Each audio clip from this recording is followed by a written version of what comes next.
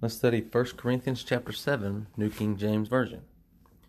Now concerning the things of which you wrote to me, and now this is I think a second evidence that there was previous evidence that Paul had written to the Corinthians beforehand, but this is evidence that the Corinthians had written to Paul with specific questions regarding marriage, apparently.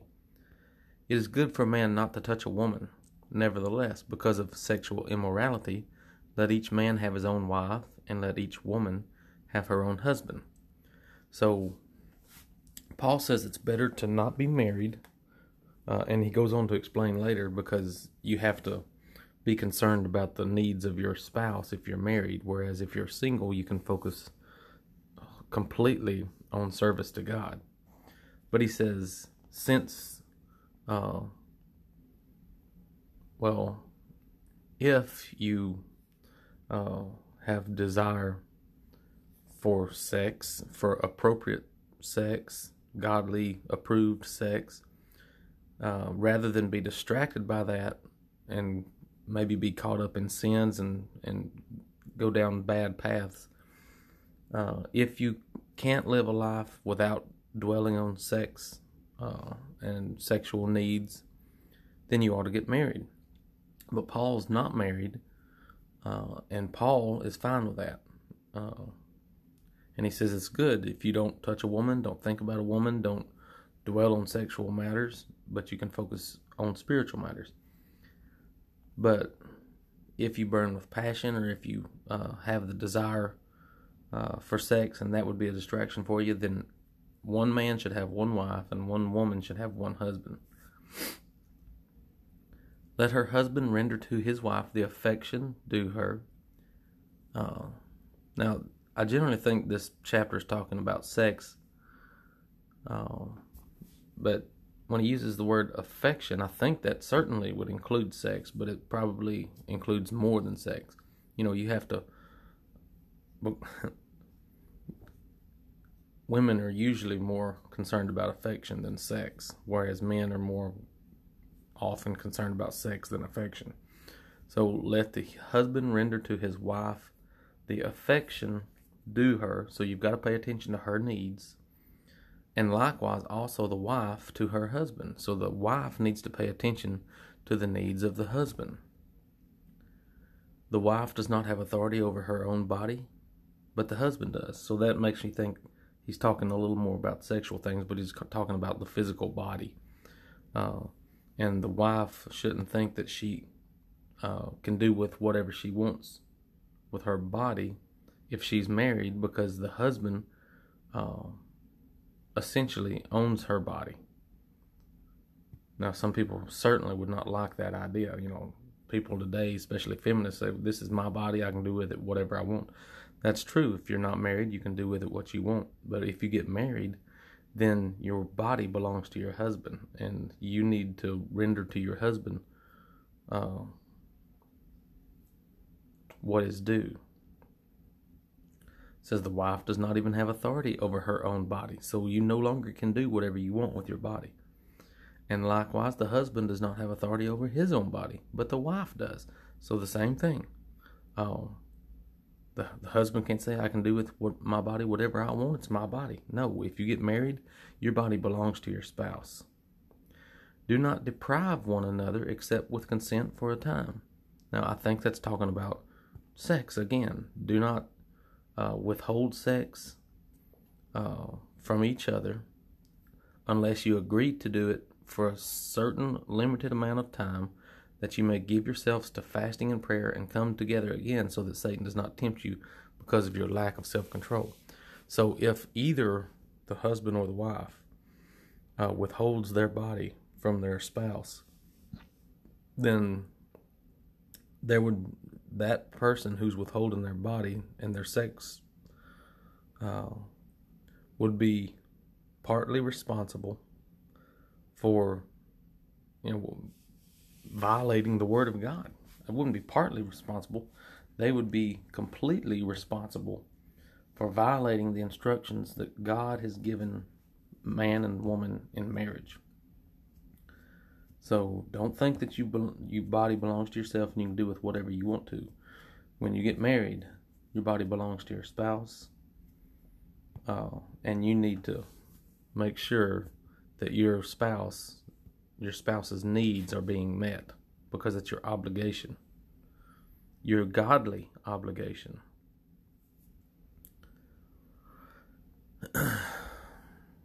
But I say this as a concession, not as a commandment. For I wish that all men were even as myself. I think when he's saying I say this, he's saying what I'm about to say is a concession. Not what he just said, but what he's about to say.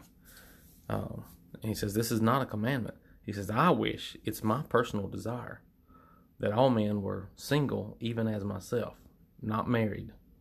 But each one has his own gift from God, one in this manner, another in that.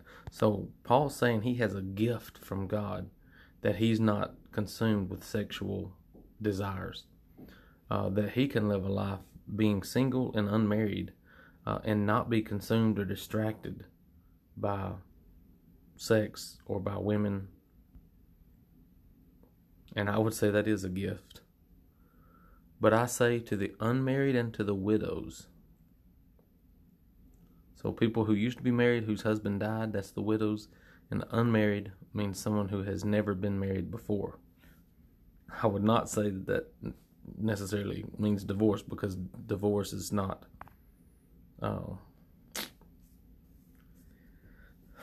well, we'll talk about divorce in just a minute in this chapter. So I say to the unmarried and to the widows, it is good for them if they remain even as I am, which means single. But if they cannot exercise self-control, let them marry. For it is better to marry than to burn with passion. So if you're single, you should be happy with the status or state that you're in.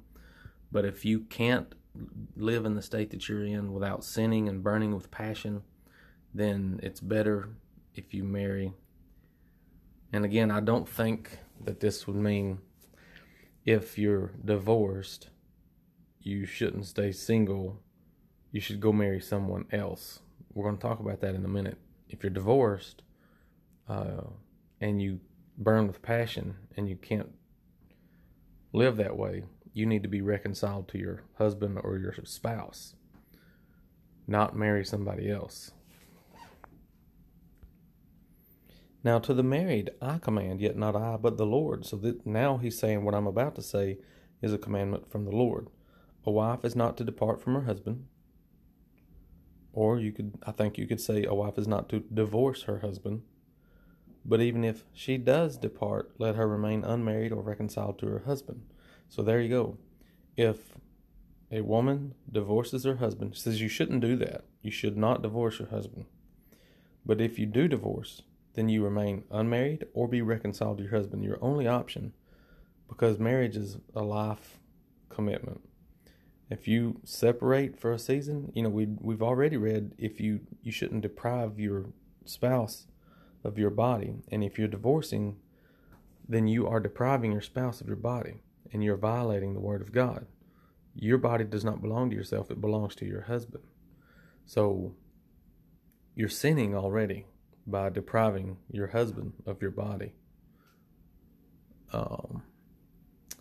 But if you go marry someone else, then that would be adultery, because you're married to the one that you divorced and you're depriving him of your body. And then you go commit adultery with someone else. So you shouldn't divorce, but if you do, you remain unmarried or be reconciled to your husband. And likewise, a husband is not to divorce his wife. So I would say everything that was just said specifically to the women is also repeated for the men. So a husband is not supposed to divorce his wife, but if he does, then he should remain unmarried or be reconciled to his wife.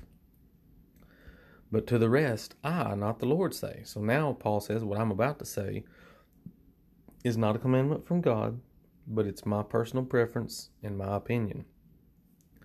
If any brother has a wife who does not believe, and she is willing to live with him, let him not divorce her. And a woman who has a husband who does not believe, if he is willing to live with her, let her not divorce him. For the unbelieving husband is sanctified by the wife, and the unbelieving wife is sanctified by the husband. Otherwise your children would be unclean, but now they are holy. I got to tell you, there's something I'm missing here, something I don't understand about being unclean children. Now, if you are married to an unbelieving, now this is a Christian, we're not talking Jewish law here, we're talking Christian instruction. And Paul prefaces this by saying, this is my opinion. He says, if you, either man or woman, is married to an unbelieving spouse, don't divorce them or put them away because they're unbelieving. You're married. Marriage is a life commitment. Stay together. There's going to be trouble because you don't see eye to eye. You're not going to follow the order of, submission and order in the home, because someone's pride is too great to follow the other or to respect the other. So don't get a divorce, even if they're unbelieving. And when it says the unbelieving husband is sanctified by the wife, I don't believe that means that the unbelieving husband is saved because he has a believing wife. I believe if the husband wants to be saved, he needs to be a believer. But as it'll point out in a minute, whenever you have an unbeliever in the presence, in a close, intimate relationship with a believer who acts properly, and is a good example, then eventually you may be able to change the mind of the unbeliever. You may be able to convince the unbeliever to become a believer. That's the way I would take it.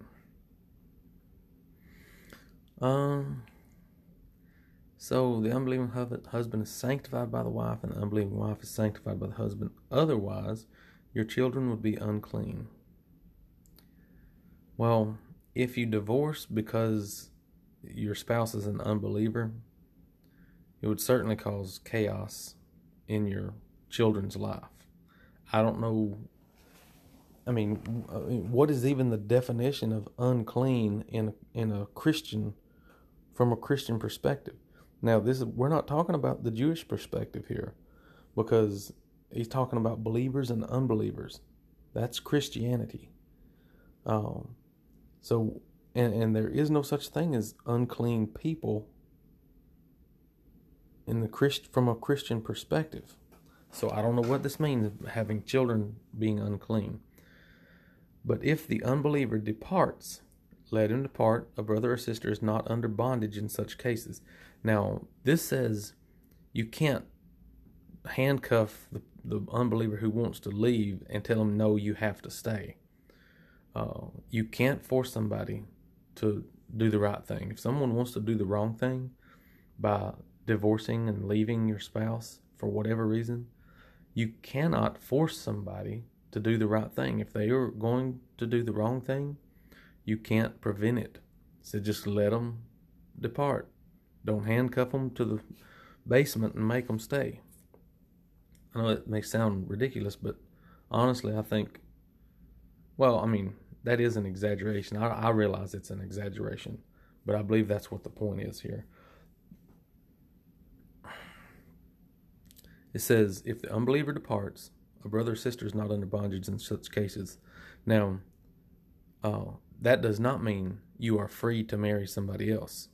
It just means, and even said earlier, if one of them departs, or if you divorce your spouse, then remain unmarried or be reconciled. So this just says allow them to leave, but then you need to remain unmarried. You cannot marry somebody else. You have to be reconciled or remain unmarried. But God has called us to peace. For how do you know, O wife, whether you will save your husband? Or how do you know, O husband, whether you will save your wife? So the believer, I believe this is the way, as it pointed out earlier, that the believer sanctifies the unbeliever. That you have the possibility of changing the unbeliever to a believer. But as God has distributed to each one, as the Lord has called each one, so let him walk. So pay attention to the way this is worded. God distributes to each one differently, different gifts. Paul says he had the gift of of self-control, so that he didn't have to be married, and he didn't burn with passion and sexual lusts. And according as the Lord has called each one. So the calling is it's not like God says, will you come? And then you come. God gives you a calling. God creates you to be a certain way. God gives you certain strengths and weaknesses. And he distributes to each one these gifts in different manners. He says, just walk in the way that God has given you the blessings and gifts and callings. And so I ordain in all the churches. Was anyone called while circumcised? Let him not become uncircumcised. First of all, that's impossible. Once you cut the flesh away in circumcision, you can't put it back. So he's not talking about physical. Well, I think he is talking about physical circumcision. But I don't know if this would be a rhetorical statement or an attempt at humor or what it is. But if you are called as a Jew who has been circumcised, do not attempt to be uncircumcised, or I don't know, it's rhetorical or humor, one or the other. Was anyone called while uncircumcised? Let him not be circumcised. Now that makes more sense. If you are called as a Gentile who had been uncircumcised, you do not have to become circumcised and cut away the flesh, the foreskin. You don't have to do that. You don't have to follow Jewish law if you're called as a Gentile, like Cornelius in Acts chapter 10. They were Gentiles. The whole household was Gentiles, most likely uncircumcised, and there was no need to teach them to be circumcised. There was a lot of argument and debate about this issue, and Paul fully understands that whether you're circumcised or uncircumcised means nothing. That's what he says in verse 19. Circumcision is nothing, and uncircumcision is nothing. Now, it wasn't nothing in the Jewish age under the Jewish law. It was a requirement by God, so you had to do it. But in the Christian age, even before 70 AD, when the Jewish system was destroyed, in that transition period between the death and resurrection of Jesus and the death of the Jewish system in 70 AD, between 30 and 70 AD, even in that transition period, Paul says, Gentiles, you can be Christians without being circumcised. You do not have to follow the law. But he tells the Jews, if you're circumcised, that's fine. Just remain circumcised. And even Paul even observed the feast days, the Jewish feast days, during this period also. So it seems the Jews continued their traditions and followed the commandments and ordinances that God had given the Jews, and I think that was appropriate.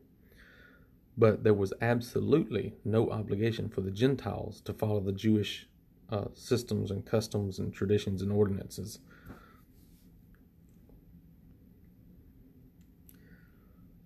So circumcision is nothing, but keeping the commandments of God is what matters. Now, circumcision was a commandment of God in the Jewish system.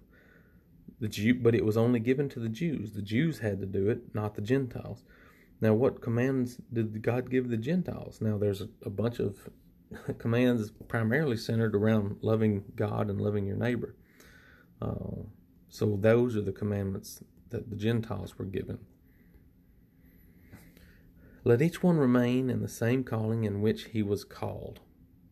Were you called while a slave? Do not be concerned about it. But if you can be made free, rather use it. That's strange language. I believe the point here is certainly, if you became a Christian while you were a slave, don't expect to be freed simply because you become a Christian. You can live the Christian life even as a slave, And that's what you should do. For he who is called in the Lord while a slave is the Lord's freedman. So even though you're still physically a slave, when you become a Christian, your spirit is set free. You belong to the Lord and you have hope of eternal life in heaven. So that's what your focus should be. Don't dwell on your physical, earthly situation. Dwell on your eternal situation. Likewise, he who is called while free is Christ's slave. So this I guess comparison or metaphor of slavery, he's saying, whether you are a free person physically, then you will understand slavery by being obligated to give your life to Jesus. If you understand slavery from a physical perspective, then you can understand freedom from a spiritual perspective. So either way, he says, whether you're free or a slave, you're going to understand both perspectives through either the physical realm or the spiritual realm. You were bought at a price. Do not become slaves of men. Means slaves of this earth and doing what men expect you to do, giving in to peer pressure and sinning and violating God's laws, all that sort of thing. Brethren, let each one remain with God in that state in which he was called. So whatever state you were in when you became a Christian, when you decided to become a Christian, when you became a believer, don't expect or don't strive and focus on changing your earthly status. Because part of being a Christian is recognizing that what happens on earth is not even important, and that God's in control of what happens on earth anyway, and that God is directing your footsteps and walking you down the path that you are supposed to walk down. So trust in God. Let God take care. If God wants to make you a free person and you're a slave now, then God can do it. But don't expect God to do it simply because you're uncomfortable in your situation. You need to be content in whatever state you're in. Now, concerning virgins. Now, I don't know what 2 Corinthians 8:8 says. Well, now I know what 2 Corinthians 8:8 says, but I don't understand why this reference is here. 2 Corinthians 8:8 says, I'm not speaking this as a command, but as proving through the earnestness of others the sincerity of your love also. He's talking about giving.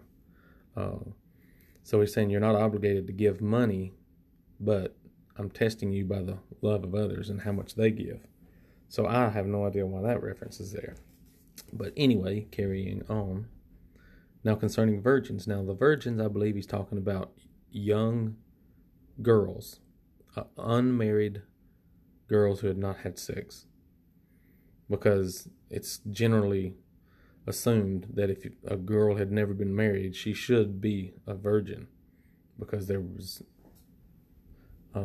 was unacceptable for people to have premarital sex. Now, this was drastically different nowadays, I think, in America than what this is. But concerning the young unmarried female virgins, I have no commandment from the Lord, yet I give judgment as one, whom the Lord in his mercy has made trustworthy. So he's saying again, this has not been told to me by God, but I'm telling you what I think is appropriate and right. I suppose, therefore, that it is good because of the present distress. 1 Corinthians 7. What? We just read that, didn't we? No, 1 Corinthians 7. This is 1 Corinthians 7. Verse 1 and 8. Well, I guess he's thought that would be referencing, the Corinthians writing a letter to Paul saying, how should we understand and treat marriage? So I guess that's what he's talking about. This present distress is the confusion about marriage. That it is good for a man to remain even as he is. Are you bound to a wife? Well, that sounds like he's not talking to young, virgin, unmarried girls.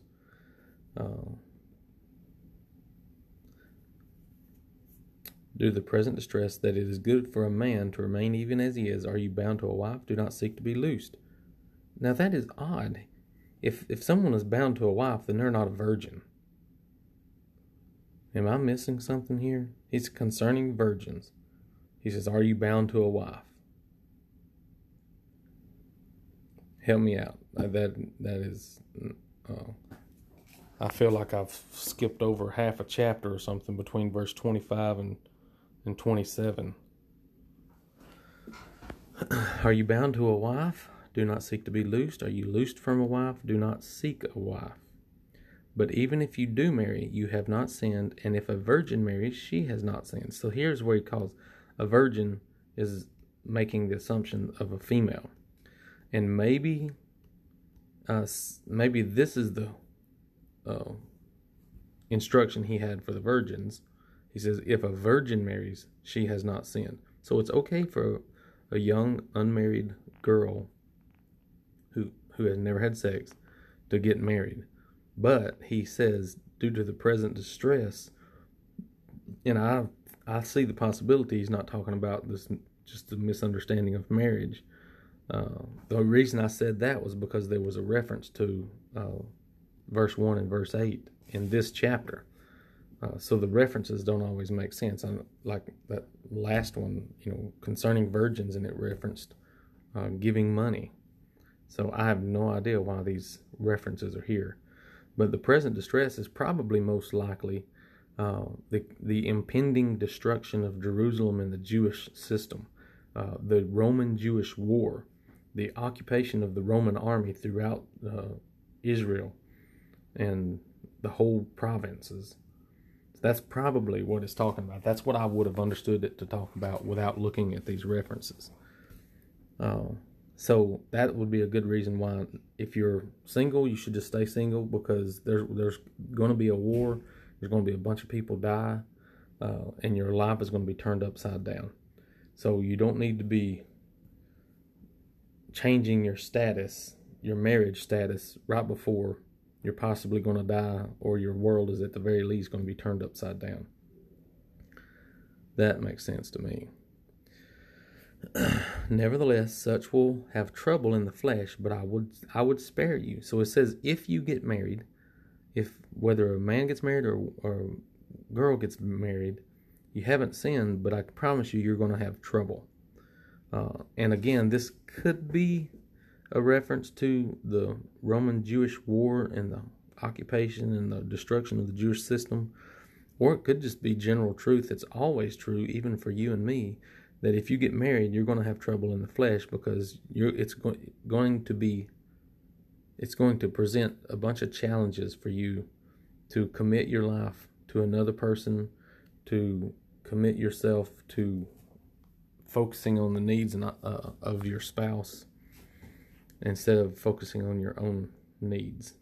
And Paul says, I would just spare you of that trouble of trying to cater to your spouse's needs, especially because of this present distress, as he called it. But this I say, brethren, the time is short, so that from now on even those who have wives should be as though they had none. Now that's weird.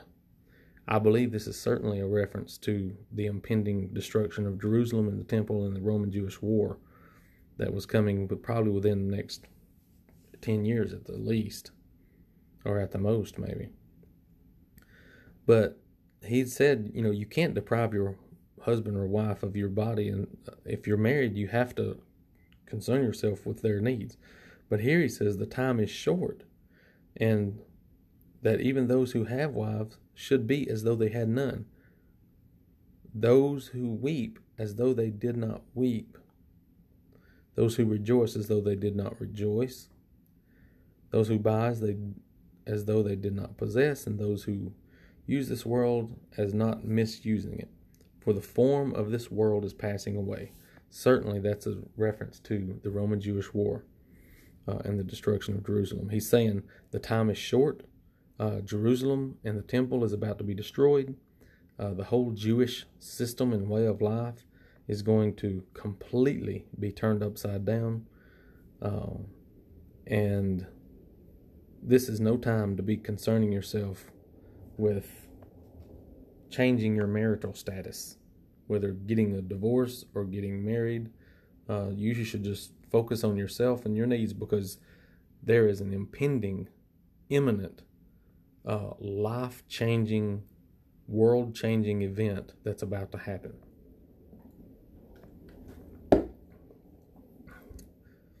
For the form of this world is passing away. Now, when you read those verses, I think it's in Thessalonians, that talk about the earth burning up, and I've grew up being taught that that's the end of time, the end of the world, when Jesus returns in the clouds with flaming fire, taking vengeance on his enemies, and every element of the earth will be burned up. All that language, I think that's the same language that Paul is using right here in a less intense way. He says the form of this world is passing away. So you're not going to recognize the world after this life-changing and world-changing event. Now, to us, it feels like the world's continued as it always has. But to those who lived in the first century, the world passed away. Their world ended. Their time ended. The Jewish age ended. Jerusalem was the center of their concept of who God was, and it was completely destroyed and burned up. So, and Paul is clearly talking about an imminent passing away of the world in the first century, speaking specifically and directly to those who lived in Corinth in the first century. So it's not just the destruction of Jerusalem. He's talking to people who live in Corinth, in Greece. So he says their world is going to pass away also. But I want you to be without care. He who is unmarried cares for the things of the Lord, how he may please the Lord. But he who is married cares about the things of the world, how he may please his wife. There is a difference between a wife and a virgin. The unmarried woman cares about the things of the Lord. So the unmarried woman being the virgin, because unmarried women have never had sex, because they're young virgins who had never been married before. He's not talking about divorced women, people who leave their spouse. He's talking about unmarried, never married, virgin women. The unmarried virgin woman cares about the things of the Lord, that she may be holy, both in body and spirit. But she who is married cares about the things of the world, how she may please her husband. So it's both ways. The wife has to care about, has to concern herself about the needs of her husband, and the husband has to concern himself about the needs of the wife. And this I say to your own profit, not that I may put a leash on you, but for what is proper, and that you may serve the Lord without distraction. So again, he's saying, if you're unmarried, don't seek to be married, because the world is about to end. The world's going to be turned upside down, and you don't need to be focused on your spouse's needs. You need to be focused on your own needs and your own responsibilities to God, because this is a critical moment in history, and I think this is the only time that he would give this advice. Maybe not the only time, because maybe, anytime there's a huge life-altering event, this would be good advice, not to be seeking to change your marital status right at the initiation of a major military conflict in your area. So that would, that'd be true today, but as a general rule, it's certainly good to get married if you burn with passion and can't live a single life without struggling with that sin. But if any man thinks he is behaving improperly toward his virgin, if she is past the flower of youth, and thus it must be, let him do what he wishes. He does not sin, let them marry. So I guess he's saying, if you are engaged to somebody, you've never had sex, you've never been married, but you are in the process of getting married, you've been thinking about it, talking about it, planning for it, and you both want to do it, then go ahead and do it. It's not a sin if you get married because you have been thinking about it and planning on it. You might as well go ahead and do it because you're going to be distracted by that anyway. So you might as well go ahead and do it. Nevertheless, he who stands steadfast in his heart, having no necessity, but has power over his own will, that means self-control, and has so determined in his heart that he will keep his virgin, does well.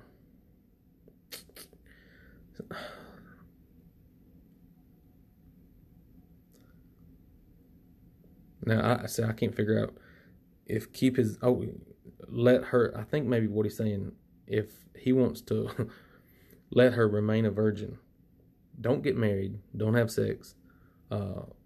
If you are strong enough and steadfast enough and you have self-control and you've been thinking about getting married, this young virgin girl has been promised to you that you planned on it, but if you can control yourself, then go ahead and let her stay a virgin and don't get married. I think that's what he's saying. So then he who gives her in marriage does well, but he who does not give her in marriage does better. Now I think the he here is probably the virgin's dad. So if the virgin's dad gives her in marriage, that's okay. He hasn't sinned.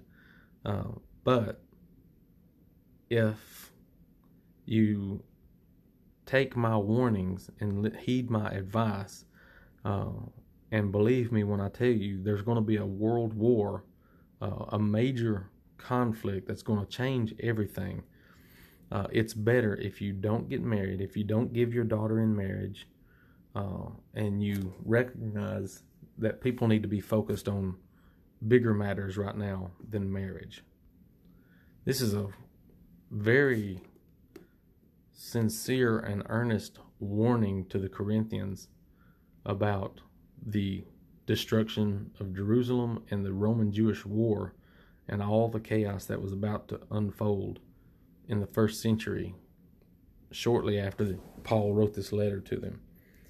A wife is bound by law as long as her husband lives. Now this is true. It was true then and it's true today. Marriage is a lifelong contract. You can't get out of it unless your spouse dies. And you shouldn't kill your spouse just to get out of marriage. That's my own advice. I guess that's like Paul, so Paul says this, but I say this. Don't kill your spouse just to get out of marriage. A wife is bound by law as long as her husband lives, but if her husband dies, she is at liberty to be married to whomever she wishes. Now, that I would say it's not whomever she wishes, because you can't marry someone who's already married. You can't marry someone who is divorced, who is either currently married in the eyes of the world or married in the eyes of God, because the world recognizes divorce that God does not recognize, and certainly does not approve of. So you can't marry whoever you want. You can only marry whoever is available if you want to marry them. And it says, but only in the Lord. So initially I would say that means you can only marry someone who's a Christian or a believer. But I would think I might attempt to make some arguments for this phrase to support the idea that you have to follow God's rules and instructions on marriage as a whole. Meaning you can't marry someone who's already married to somebody else. You can't marry someone who's divorced and her husband is still alive. But she is happier if she remains as she is, according to my judgment, and I think I also have the Spirit of God.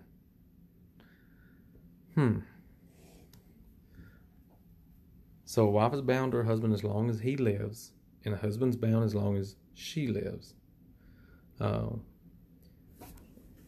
She is at liberty to be married to whomever she wishes if her husband dies. So if your husband dies, then you can marry whoever you want, only in the Lord, but she is happier if she remains as she is. So even he mentioned earlier that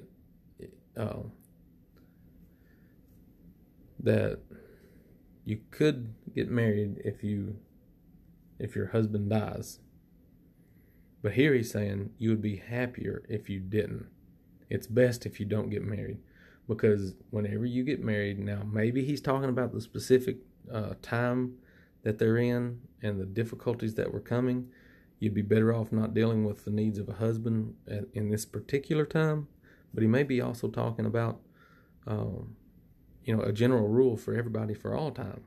Whenever you get married, you got to deal with the concerns of the other person, and it's going to be a challenge. You might as well focus on your own obligations to yourself and to God. If you're single, just stay single. He says, that's my advice. So I just realized we got to 40 minutes. I try not to stretch them out that long, but there's a lot of good marriage advice, and there's a lot of information about the 70 AD war, the Jewish-Roman war here, that we may not realize. So anyway, let's finish right there. That's 1 Corinthians chapter 7, a lot of advice on marriage and instruction concerning the Roman-Jewish war. Like and subscribe and put your comments below.